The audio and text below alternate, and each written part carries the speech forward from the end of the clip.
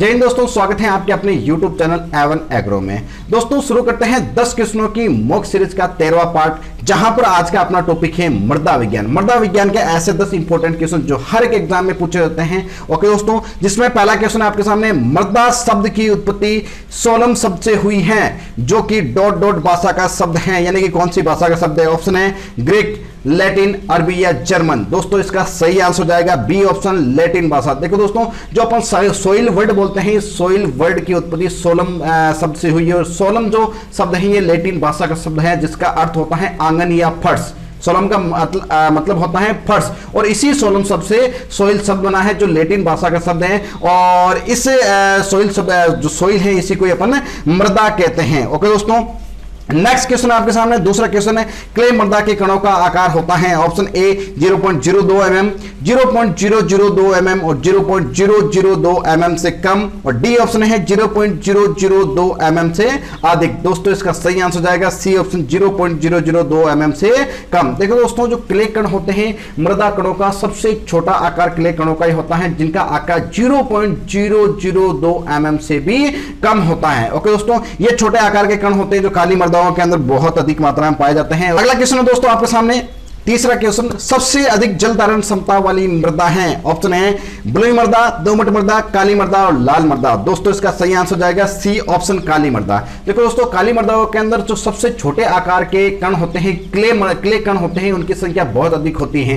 Clay कणों की संख्या अधिक होने के कारण इसके अंदर जो रंध्र होते हैं, काफी अधिक मात्रा में रंध्र होते हैं, लेकिन रंध्रों का जो आकार होता है वो छोटा होता है। इन छोटे आकार के रंध्रों में एक बार पानी बढ़ जाता है तो आकार कम होने की वजह से जब बारिश रुक जाती है, मतलब धूप पड़ने लगती है, इसमें सूर्य की जो किरणें हैं छोटे आकार रंध्र होने के कारण रंध्रों के अंदर तक नहीं जा पाती हैं, जिसकी वजह से पानी का वाष्पीकरण नहीं होता है। वाष्पीकरण नहीं होगा तो पानी जमीन से बाहर कम निकलेगा। इसलिए कहते हैं जो काली मिट्टी होती है उसके अंदर काफी लंबे समय तक पानी बना हुआ रहता है, क्योंकि उसमें वाष्पीकरण वापस बहुत ही कम होता है। और जितना अधिक पानी जमीन के अंदर बना हुआ रहेगा, उतने ही उस मृदा की वाटर होल्डिंग कैपेसिटी या जल धारण क्षमता है वो अधिक होगी। तो काली मिट्टी के अंदर देखते हैं कि सबसे अधिक जल धारण क्षमता होती है। जो बलुई मिट्टी होती है, जिसे रेतीली मृदा भी कहते हैं, इसकी जल धारण क्षमता सबसे कम होती है, क्योंकि इसके अंदर रंध्रों की संख्या कम होती है, लेकिन रंध्र बड़े बड़े होते हैं। बड़े बड़े रंध्रों के अंदर एक बार पानी तो अच्छी तरीके से भर जाएगा, लेकिन जैसे ही बारिश रुकेगी तो सूर्य की किरणें सीधी उन रंध्रों के अंदर जाएगी और अंदर से पानी का वापस वाष्पीकरण होगा और बहुत ही जल्दी वो पानी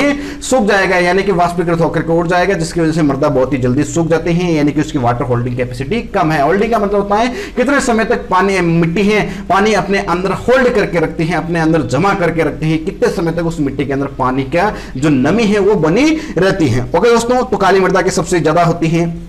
अगला क्वेश्चन है, चौथा क्वेश्चन आपके सामने, भारतीय मृदा अनुसंधान संस्थान कहां पर स्थित है? ऑप्शन है पुणे, नागपुर, नई दिल्ली और भोपाल। दोस्तों इसका सही आंसर जाएगा डी ऑप्शन, भोपाल। मध्य प्रदेश के भोपाल में भारतीय मृदा अनुसंधान संस्थान है, जो आईसीआर के अंडर में आता है। ओके दोस्तों, नेक्स्ट क्वेश्चन है आपके सामने, पांचवा क्वेश्चन, फसल उत्पादन के लिए सबसे उपयुक्त मृदा संरचना है। ऑप्शन है लेमिनार, प्लेटी, ब्लॉकी और क्रम्बी। दोस्तों इसका सही आंसर जाएगा डी ऑप्शन, क्रम्बी।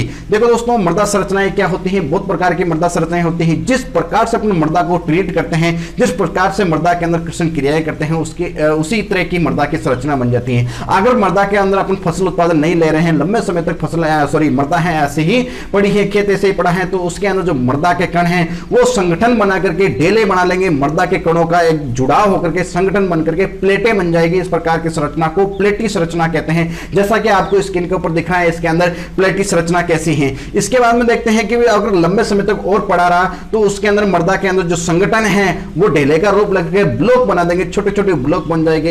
इस प्रकार की जो मृदा संरचना होती है, इस प्रकार की मृदा संरचना को ब्लॉक की संरचना कहते हैं। तो दोस्तों इस प्रकार जो प्लेटी है, ब्लॉकी है, प्रिज्मेटिक संरचनाएं हैं, ये कतई फसल उत्पादन के लिए अच्छी नहीं मानी जाती हैं। फिर इनको अगर मान लो इस खेत के अंदर अपने को फसल उत्पादन लेना है तो इस खेत के अंदर कोई ना कोई कृषि यंत्र चला करके इस प्रकार की जो मृदा संरचनाएं बनी है प्लेटी और ब्लॉकी, इनको तोड़ करके इनको दानेदार फॉर्म में यानी कि ग्रेनुलर फॉर्म में या फिर क्रम्बी रूप में चेंज करना पड़ता है, जब जाकर के अपन फसल उत्पादन अच्छे से ले सकते हैं। जब मृदा के ऊपर कोई सा भी यंत्र चलाएंगे, जिसकी वजह से क्या होता है कि मृदा के जो संगठन बने हुए हैं वो टूटेंगे, उनके टुकड़े होंगे। जब ये संगठन टूटेंगे और सारे कृषि कृषि यंत्र चलाएंगे, कृषि क्रिया करेंगे, जिसकी वजह से सारे जो मृदा के कण है टूट टूट कर अलग हो जाएंगे, बिल्कुल मृदा बुरबुरी हो जाएगी, पोली हो जाएगी। इस प्रकार की जो एक नई मृदा की संरचना बनेगी उसे कहते हैं क्रमी संरचना, जो फसल उत्पादन के लिए सबसे अच्छी मानी जाती है। ओके दोस्तों, आपको स्क्रीन के ऊपर दिख भी रहा है क्रमी संरचना कैसी होती है। इस क्रमी संरचना को और ज्यादा आप क्रश करते हैं तो आगे जाकर के दानेदार संरचना बन जाती है। दानेदार संरचना और क्रमी संरचना लगभग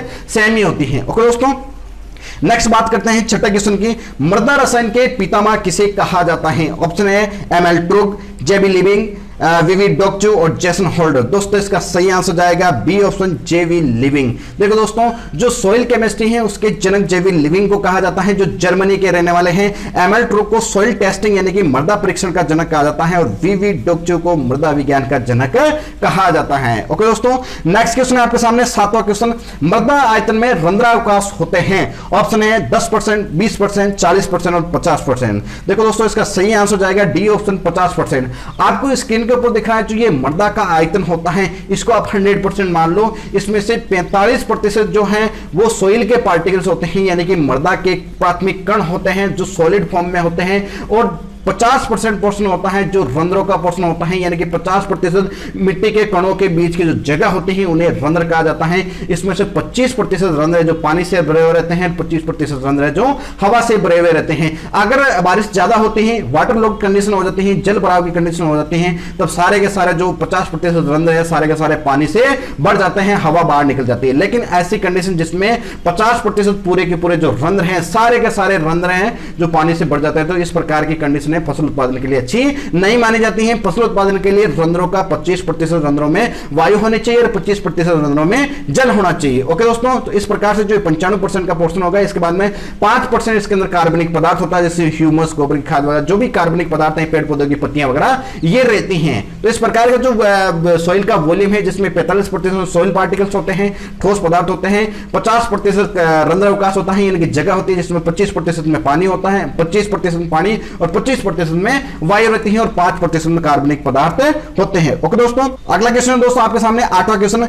मृदा का स्थायी गुण है? ऑप्शन है मृदा संरचना, मृदा कणाकार, मृदा रंग और मृदा जल। दोस्तों इसका सही आंसर जाएगा बी ऑप्शन, मृदा कणाकार। देखो दोस्तों, स्थायी गुण का मतलब होता है कि भी उस मृदा के अंदर किसी प्रकार की क्रिया करते हैं तो वो गुण चेंज नहीं होना चाहिए। जैसे मान लो भूप्रक्षरण की क्रिया करते हैं, मृदा के अंदर पानी की मात्रा अधिक देते हैं, या फिर मृदा के अंदर किसी भी प्रकार का पेस्टिसाइड खाद रोग डालते हैं, तो मृदा का वो गुण चेंज नहीं होना चाहिए। तो मृदा कणाकार मृदा का एक ऐसा भौतिक गुण है जिसको कभी भी चेंज नहीं किया जा सकता बिना किसी विशेष प्रक्रिया के। एक विशेष प्रक्रिया होती है जिसके थ्रू इसको चेंज किया जा सकता है, लेकिन नॉर्मली जो कृषि के क्षेत्र में काम आने वाली क्रियाएं होती है उसमें इस मृदा कणाकार को चेंज नहीं किया जा सकता। देखो दोस्तों, मृदा संरचना क्या चीज होती है? मृदा संरचना होती है कि बहुत सारे कण मिलकर के एक संगठन बना लेते हैं। ये संगठन किस आकार में होता है और वो जिस आकार का वो संगठन दिखता है उस प्रकार की मृदा की संरचना हो जाती है, स्ट्रक्चर हो जाती है। जैसे मान लो प्लेटी या ब्लॉक की संरचना है, इसके अपने कृषि यंत्र चलाया तो ये प्लेटी और ब्लॉक की संरचना है, ये टूट करके इसमें से जो कण है सॉइल पार्टिकल्स है वो बिल्कुल अलग अलग हो जाएंगे और क्रमी और दानेदार प्रकार की मृदा संरचनाएं बन जाएगी। तो इसको अपन भूप्रक्षरण क्रिया करने के बाद में मृदा संरचना को चेंज कर सकते हैं, प्लेटी या ब्लॉकी से इसको दानेदार और क्रमी रूप में चेंज कर सकते हैं। लेकिन जो मृदा कणाकार होती है वो क्या होता है? मृदा कणाकार होती है कि मृदा का जो आयतन होता है उसमें मृदा के कणों का अनुपात, मृदा के जो प्राथमिक कण होते हैं जिसमें सैंड, सिल्ट और क्ले आते हैं, इनका जो अनुपात होता है, प्रोपोर्शन होता है, उसे मृदा कणाकार कहा जाता है। इसको कभी भी चेंज नहीं कर सकते चाहे कैसी भी क्रिया कर लो। मैं आपको एक एग्जांपल लेकर के समझाता हूं।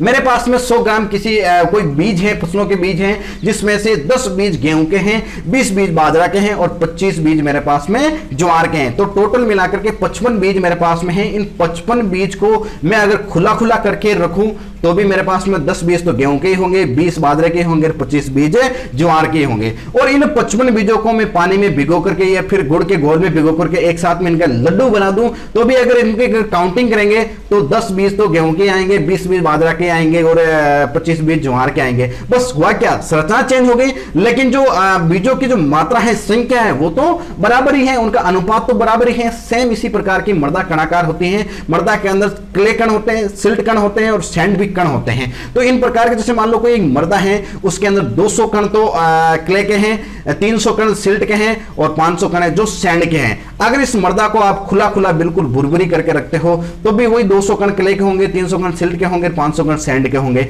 अगर इस मृदा को आप संगठन में गीली करके एक साथ में बना करके रखते हो तो भी मृदा क्ले के जो कण है उनका भी जो संख्या है वो तो समान ही होगी। 200 कण उसमें भी क्ले के होंगे, 300 कण सिल्ट के होंगे और 500 कण सैंड के होंगे। तो इसी को ही बोलते हैं मृदा कणाकार, जिसको नॉर्मल जो क्रिया होती है उसके थ्रू इसको चेंज कभी भी नहीं किया जा सकता। काफी अच्छा क्वेश्चन है। जो भौतिक एक दशा होती है वो स्थायी होती है, वो है मृदा कणाकार। मृदा रंग भी चेंज किया जा सकता है। अगर आप कार्बनिक पदार्थ की मात्रा मृदा में अधिक है तो अंदर जो रंग है चेंज हो जाएगा। मृदा की पीएच इंबैलेंस हो रही है, मान लो पीएच अधिक हो रही है, कम हो रही है, तो भी मृदा का रंग है वो चेंज हो जाएगा। ओके दोस्तों, मृदा जल तो चेंज होता ही रहता है। अधिक बारिश हुई तो मृदा जल अधिक होगा, मान लो बारिश नहीं हुई तो मृदा जल कम हो जाएगा। ओके दोस्तों, ये आपको जो स्क्रीन के ऊपर जो सोइल के ट्राइंगल दिख रहा है, सोइल के पार्टिकलों का, इस ट्राइंगल के थ्रू आप मृदा कणाकार को समझ सकते हो। ओके दोस्तों, नेक्स्ट 9वां क्वेश्चन आपके सामने, क्षारीय मृदाओं में मुख्यतः कौन सा क्षार होता है? ऑप्शन है sodium carbonate, calcium carbonate, potassium या क्लोराइड। दोस्तों इसका सही आंसर जाएगा ए ऑप्शन, सोडियम कार्बोनेट। जो क्षारीय मृदा होती है उनका पीएच मान 7 से अबव होता है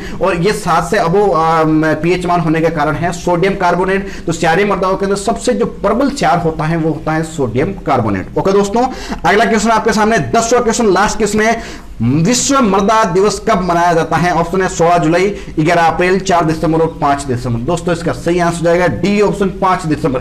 5 दिसंबर को विश्व मृदा दिवस मनाया जाता है और 23 दिसंबर को किसान दिवस मनाया जाता है। ओके दोस्तों, यहां से एक और क्वेश्चन पूछना चाहता हूं आपको कि जब मृदा का अध्ययन फसल संबंध के साथ में किया जाता है तो इस प्रकार की जो ब्रांच होती है, यानी कि मृदा का अध्ययन फसल संबंध के साथ में करना क्या कहलाता है? इसका आंसर आप कमेंट करके बताएगा। सही, तो इसका सही आंसर पता करने के लिए आपको अगला वाला वीडियो देखना पड़ेगा। जो लास्ट वीडियो था, जो 10 MCQ का 12वां पार्ट था, उसके अंदर एक क्वेश्चन पूछा गया था कि जो मॉडर्न कॉन्सेप्ट ऑफ टिलेज है, जो टिलेज की आधुनिक अवधारणाएं हैं, विश्व में सबसे ज्यादा टिलेज की आधुनिक अवधारणाएं कहां पर अपनाई जाती हैं? तो दोस्तों उसका सही आंसर है यूएसए के अपनाई जाती हैं, यानी कि अमेरिका के अंदर सबसे ज्यादा मॉडर्न कॉन्सेप्ट ऑफ टिलेज अपनाया जाता है। ओके दोस्तों, जुड़े रहे A1 एग्रो क्लासेस के यूट्यूब चैनल से। चैनल को सब्सक्राइब कर लें और बेल आइकन जरूर प्रेस कर लें ताकि प्रत्येक वीडियो के नोटिफिकेशन आपको मिलता रहे। ओके दोस्तों, धन्यवाद।